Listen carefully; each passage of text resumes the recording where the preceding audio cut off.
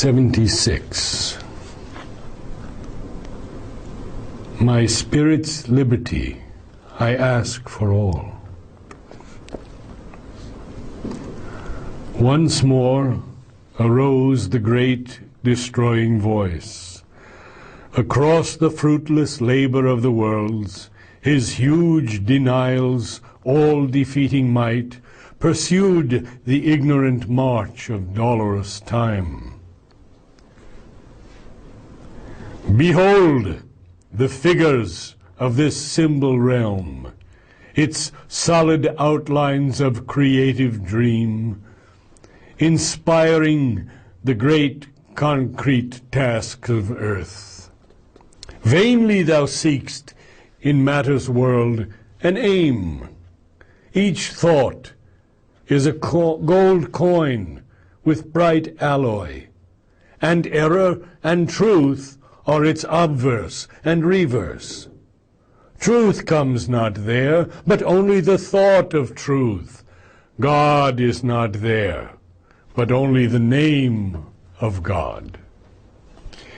If God there is, he cares not for the world.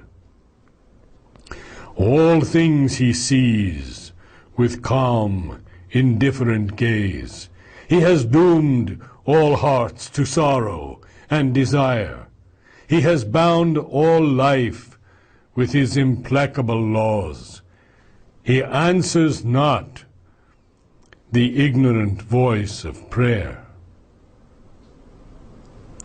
Dream not to change the world that God has planned.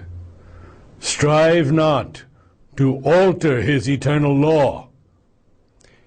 If heavens there are, whose gates are shut to grief, there seek the joy thou couldst not find on earth. Or in the imperishable hemisphere, where light is native and delight is king, and spirit is the deathless ground of things, choose thy high station, child of eternity. If thou art spirit, and nature is thy robe, cast off thy garb, and be thy naked self, immutable in its undying truth, alone forever in the mute alone. Turn then to God. For him leave all behind. Forgetting love, forgetting Satyavan, annul thyself in his immobile peace. O soul, drown in his still beatitude. For thou must die to thyself to reach God's height. I, death, am the gate of immortality.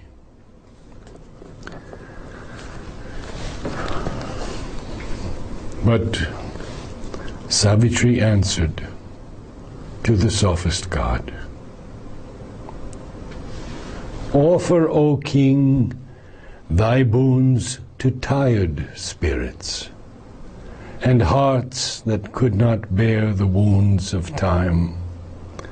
Let those who were tied to body and to mind tear off those bonds and flee into white calm, crying for a refuge from the play of God. Surely thy boons are great, since thou art he. But how shall I seek rest in endless peace, who house the mighty mother's violent force, her vision turned to read the enigmaed world, her will tempered in the blaze of wisdom's sun, and the flaming silence of her heart of love. The world is a spiritual paradox, invented by a need in the unseen. In vain thou hast dug the dark, unbridgeable gulf. In vain thou hast built the blind and doorless wall. Man's soul crosses through thee to paradise. Heaven's sun forces its way through death and night. Its light is seen upon our being's verge. My mind is a torch lit from the eternal sun. My life a breath drawn by the immortal guest. My mortal body is the Eternal's house. I live in the glory of the infinite. I am near to the nameless and unknowable. The ineffable is now my household mate. But standing on eternity's luminous brink, I have discovered that the world was He.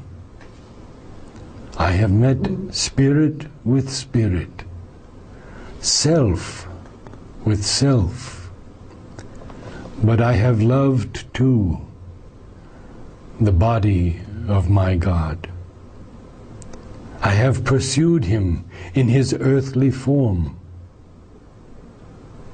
A lonely freedom cannot satisfy a heart that has grown one with every heart. I am a deputy of the aspiring world. My spirit's liberty I ask for all.